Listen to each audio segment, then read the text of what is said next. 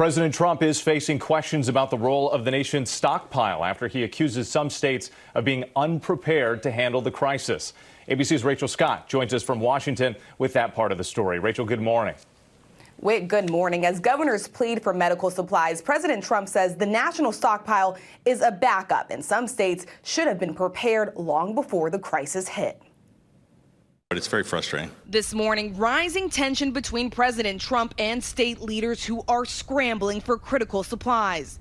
We got nothing at first, and then last week we got the first distributions of anything to anywhere, but it's still a small percentage, and I continue to push. The president insists the national emergency stockpile is growing. We have almost 10,000 ventilators, and we are ready to rock with those ventilators. We're going to bring them to various areas of the country that need them. When pressed about the use of that national stockpile of ventilators and other equipment, he says states should have been more prepared. We have the federal stockpile.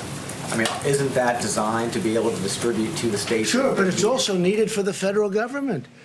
We have a federal stockpile, and they have state stockpiles. And frankly, many of the states were totally unprepared for this. So we had to go into the federal stockpile. But we're not an ordering clerk. They have to have for themselves. New York Governor Andrew Cuomo warning the country's hardest hit state could run out of ventilators in just a few days. We still have the challenge of ventilators. We don't have enough, period. But the president telling our John Carl, New York is well served. Can you assure New York that going into next week that they're going to have the ventilators that they're going to need? No, they should have had more ventilators at the time. They should have had more ventilators. They were totally underserviced. We're doing our best for New York. We've worked very well with the governor. We happen to think that he's well served with ventilators. We're going to find out.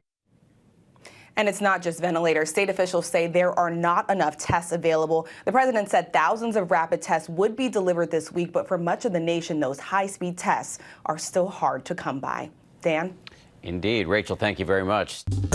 Well, hey there, GMA fans. Robin Roberts here. Thanks for checking out our YouTube channel. Lots of great stuff here. So go on, click the subscribe button right over here to get more of awesome videos and content from GMA every day, anytime. We thank you for watching, and we'll see you in the morning on GMA.